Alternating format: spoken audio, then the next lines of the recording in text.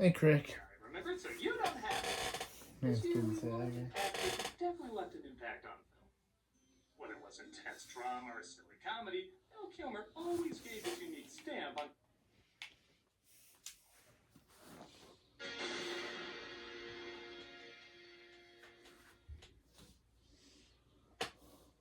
Hello, I'm the nostalgia. Hey, Crick. Yeah, I remember it, so you don't have to. This year we lost an actor who definitely left an impact on film. Whether it was intense drama or silly comedy, Val Kilmer always gave his unique stamp on any role. So, in honor of his memory, I want to review the film that had his most iconic role. Oh, I did already. Well, let's look at another iconic character. Wait, no, I didn't. I think we made enough volleyball jokes. Yeah, I want a movie I could be kinder to him in. Christ, he was in that. What? Wait, what? He was in Plane? What about Willow? We done Willow? I like Willow. Let's do Willow.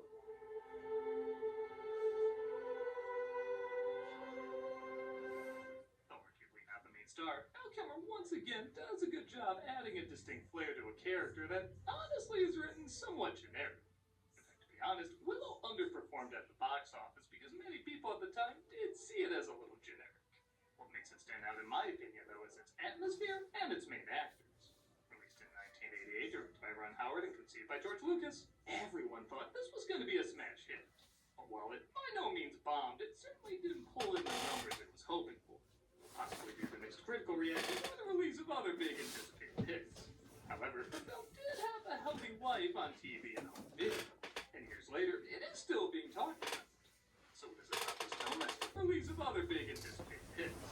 However, the film did have a healthy life on TV and home video, and years later, it is still being talked about. So what is it about this film that still keeps people's interest, even though it failed to get people's interest in the past? Well, let's examine further. Let's take a look at this 80s fantasy before Hollywood tries to reboot it. Alright, they did. Yeah. I think I saw a clip of it. It's pretty good. It's Val Kilmer. Are you gonna finish that tiramisu? Let's take a look at Willow. The film opens with Lucas's favorite trope, bombarding you with exposition. As it is said, a child would be born to take down the evil queen. And seeing how Lucas's other favorite trope is Jesus symbolism, the ruler tries to destroy every newborn pregnancy. She bears the mark. They're going to kill her. The baby is taken away in secret. Great security in this place. As the credits roll, and Christ! Is this whole film just with the baby hallucinated before she froze to death? How the hell do they survive this? She's chased down by the DDROUS. Dogs dressed as ruins of unusual size. And okay, is this Jesus or Moses? I need to know what testament we're stealing from. The baby drifts to a village with little people called Nelwins, and is discovered by our title character, Willow, played by Warwick Davis. It's like a daikini, baby. Daikinis are big. Giants who live far away. Despite being in films before, this was easily the flick that made Warwick Davis a star. Honestly, it's kind of cool knowing that Lucas used little people to play the usual role of little creatures and, yeah, let's face it, sometimes props. But he saw the talent in them and said, I'm gonna give you your own goddamn movie. And it probably goes without saying, but Warwick Davis is wonderful in this role, bringing an incredibly likable and believable humanity to the character. We'll push it downstream and forget we ever saw it. Aside from the killing babies part, Willow's wife Kaya immediately takes to the baby though and wants to look after her. Well, come in handy, she's a firebender. Willow takes the baby to him when she stops crying after she's handed to him. Here. Hey, no. Hey, I don't want to, Kaya. Oh, come on, I'm already a 17-year-old with a wife and 2 kids. Don't you think this is going a little fast? Aw, he called me daddy. Wrong. You need millions of dollars, green screens, and a weeping Ian McKellen to make this work. The door is seat. Please turn away. I learned this trick trying to keep the actors sober on a very unlucky leprechaun. Daru! Daru! His last trick doesn't go very well, though, and he loses the crowd. In fact, he's slammed out when he wants to be the apprentice of a very powerful Nelwyn called the High Alderman, played by Billy Barty. He also does a great job, acting like Gandalf turned into a mini-sized version of Mickey Goldmill. The power to control the world is in which finger? Well, if you're talking about how to destroy the world's economy through tariffs, that'd be this finger. They all fail the test, and a new apprentice isn't chosen. The village is attacked by one of the beasts from earlier, though, but they managed to kill it all. When they put together it was looking for the baby, they decide to tell the town what's going on. This child must be taken beyond the boundaries of our village to the Daikini Crossroad. Who did that? Unfortunately, I must preserve the sacred role of not it, so somebody else must take the journey. The village nominates Willow, but the High Alduin says he has to look at his magic bones to decide. The bones tell me nothing. They're actually the remains of a fairy brothel I stepped on. Don't ask me why I was going there. You have any love for this child? Yes, I do. The bones are just an excuse to see if Willow really cares for the child, which he says he does. So it's decided he should take her. Other Nelwyns agree to go with him, as before he sets out on his journey, Willow admits to the High Alduin that the finger he really wanted to pick was his own. That was the correct answer. You lack faith in yourself. You have the potential to be a great sorcerer. Far more than the little sorcerers down the road who only have the power of possessing our nightmares. He gives a magic acorns, which he says will turn anyone he throws him at into stone. Yeah, I trust a Oh, I miss doing this I now. love the fact that they do show that he's magical, but Been a he very long doesn't always time. know how it works. Go in the direction the bird is flying. It's going back to the village. Ignore the bird. Follow the river. Blair Witch would be over a lot faster if they just did that. Wow. On their journey, the evil Queen Beth Morta, played by Jean March, sends her top Skeletor to find him. Help my daughter to find that tiny, helpless baby. Baby of the prophecy. Sorry, just wanted to show I was the bald guy from Raiders. Okay, I'm Need some water, Pick. Our heroes make it to the crossroads, but they also discover a prisoner named Mad Mardigan, played by Val Kilmer. Water. Hurry up! Oh, I better do what he says or he'll stay in that cage. Wait, why are we negotiating? Let me out of here. I'll take care of the baby. I'll admit when I first saw this movie, I didn't even recognize Val Kilmer. Which, yeah, I was 6 and didn't even know who Val Kilmer was, but when I did later, I didn't connect him back to this film. All that hair and makeup and, again, a unique performance from what I usually saw in him really did just make me see this character.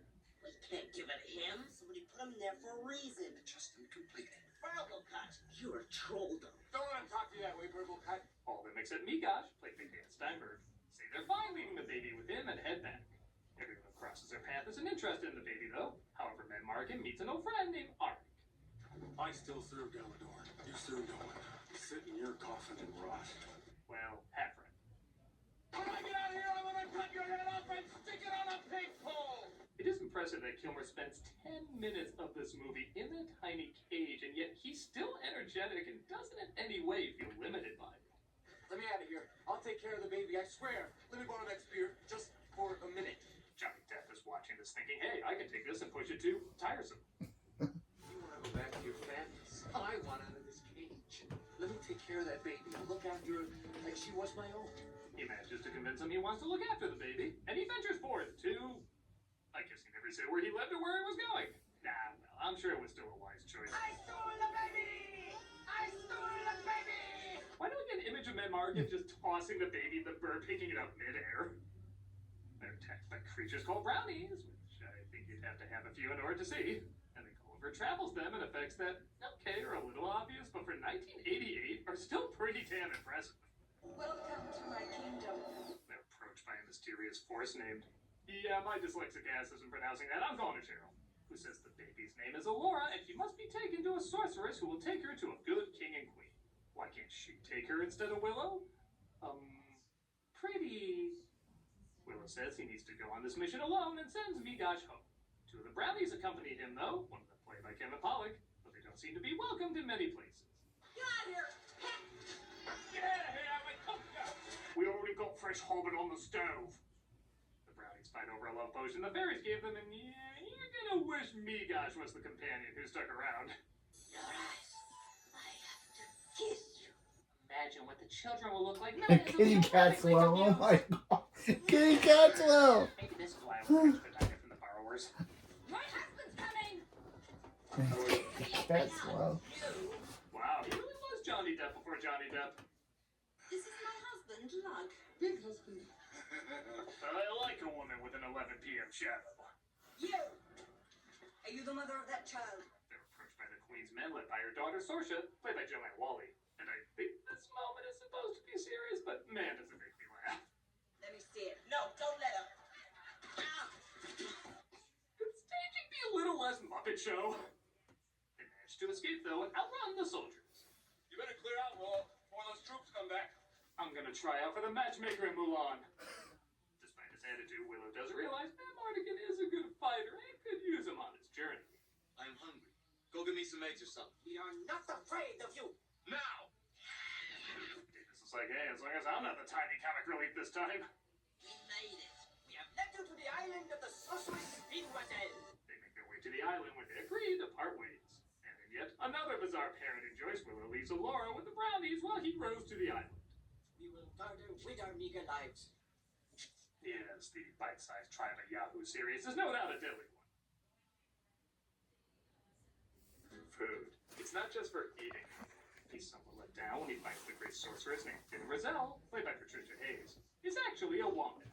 I've come to find the great sorceress. That's me, not Raquel. This can't be right. Judge me by my singing horse effects from Three Amigos, do you? She says the evil queen transformed her, and hey, our fellowship can be even more adorable. Why not invite her along? However, it looks like Matt Margaret is captured again. Lose your skirt. Still got what counts. Not for long. I swear, every time he's caught, it looks more and more like an OnlyFans request form. And our heroes are once again taken prisoner. Rizal helps Willow perform a spell, but it just transforms her into a crow. Farmers, chickens to your sons be farmers. Oh, some Batwing brothel fix that up. And Markin gets hit with a love potion, though, and you guessed it, falls in love with Willow. No, this isn't Lord of the Rings. He falls in love with Sorsha. It deprives me of beauty.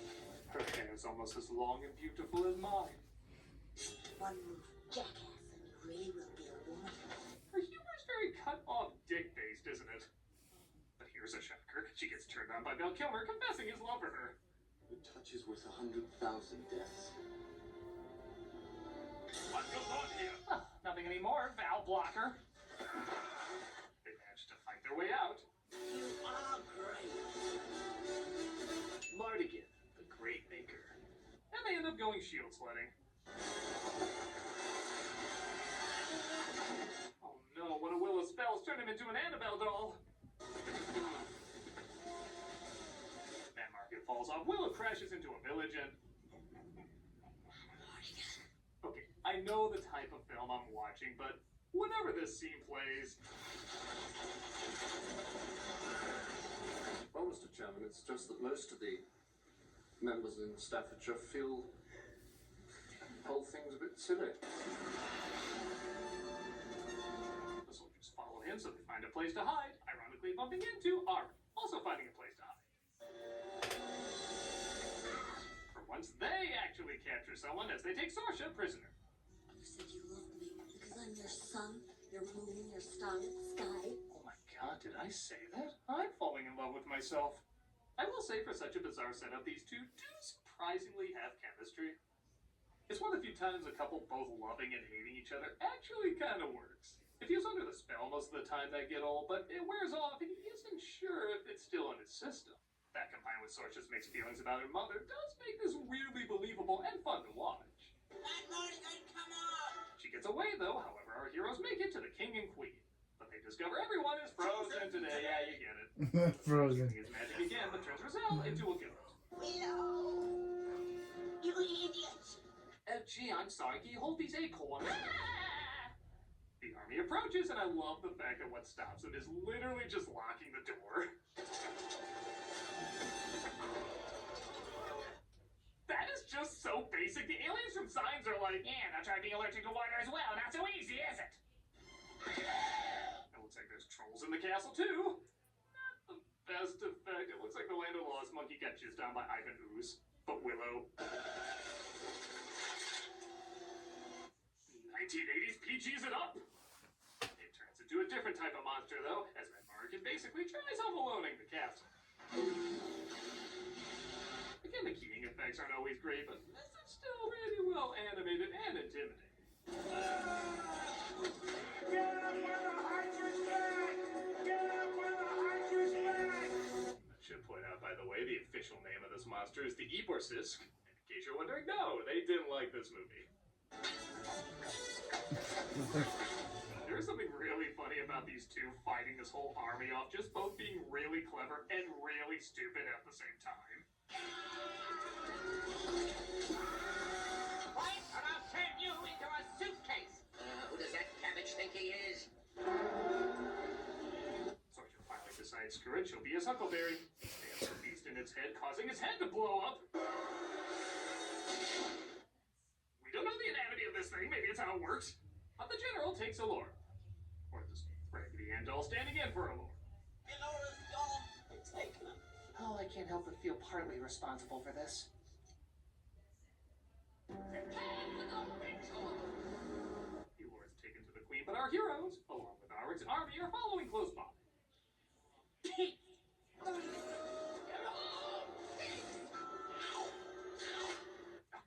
we're already snickering for the army to Oscar Mayer. Do we really need the snorting to make it goofier? Yes, we do. And to think some part of Val Kilmer said, I wouldn't mind revisiting this. The Queen begins a ritual to destroy the baby. But I've been no spring cliffs in this kingdom. But Willow continues to try and bring Roselle back to her real form, leading to some early morphing effects.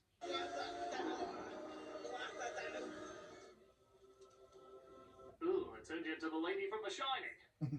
She transforms the army back to human, and they try to figure out a way into the castle. Wow, that baby killing ceremony really takes a while, doesn't it? Could turn her into a pig and a pork tenderloin at this point. We call upon you to surrender. Shoot 2 arrows at them, or open our doors and leave them open again at the bright as evil fortress. The army rises from holes they dug again. I guess none of the guards were really looking out over anything while they were digging that. And they invade the castle. And I just love the bizarre, non-threatening way the Queen says the name of her returned arch-enemy. Razel. That is the most Mean Girls way to say something. Razel.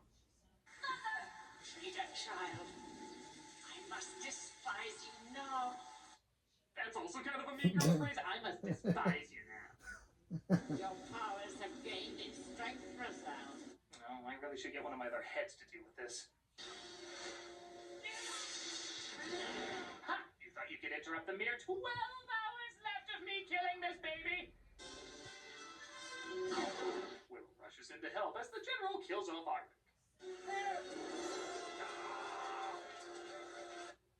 What was that? Did he have an Uber waiting during that battle cry? Alright, sorry about the ride share. This is what you get for trying to save a couple bucks. It also doesn't help that Arwick doesn't exactly die the best.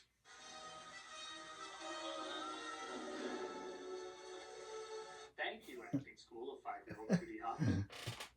He, of course, takes his revenge on the general, and honestly, a pretty cool finishing move. That is still one of the gooeyest stabs I ever heard. And I love all the knowledge and magic and sorcery these two are using sometimes. You just gotta punch a bitch. Hey, you broke my weird Batgirl hat! I'm a great sorcerer. Willow uses the magic acorns on her that start to work, but then suddenly fizzle.